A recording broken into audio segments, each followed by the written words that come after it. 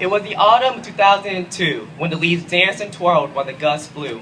Looking for a cup to quench my thirst after being all day in my house with nothing to enjoy except Pokemon, coloring books, and Tom the cat chasing Jerry the mouse.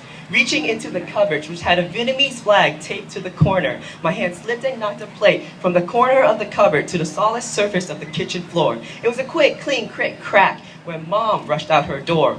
There on the floor lay the traditional plate that my mother brought from Vietnam. In more pieces than my favorite puzzle, the atmosphere was strangely calm. The calm before the storm of my mother's fury. Ferocious glances turned to smart comments on how her little boy could be so Americanized and useless. Absolutely useless was how I felt when I tried to argue. Mom constantly tries to push onto my self-conscious her ethics and values. I can still remember the lectures on how we, as Vietnamese, can't allow mistakes to happen because in a white-dominated society, we the minority only equals a fraction. She continues on about how we must keep our culture alive because in America, one's ethnicity is strangled, gasping for air, poisoned, and deprived. As a child, she made me pick, which do I see myself as, Vietnamese or American? What a silly question. I replied simply with a smile and said, Vietnamese-American. My mom slapped me.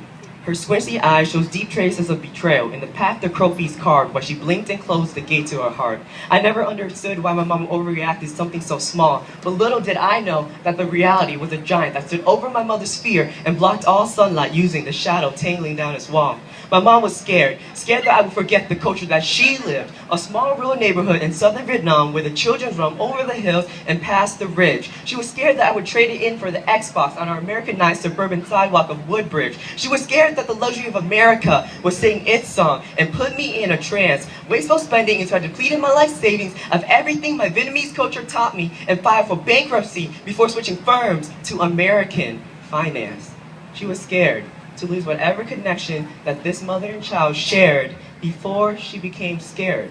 She was scared that I would forget the culture, the values, and lastly, her. I am a Vietnamese-American man, and my mother is just a Vietnamese woman. A decade later, a letter to my mother. Dear Mommy, con xin lỗi, con không hiểu sớm hơn. I'm sorry I didn't understand you sooner. Con sẽ là con của mẹ bây giờ và mãi mãi. I will always be your child for now and ever. Đừng sợ, con sẽ quên mẹ.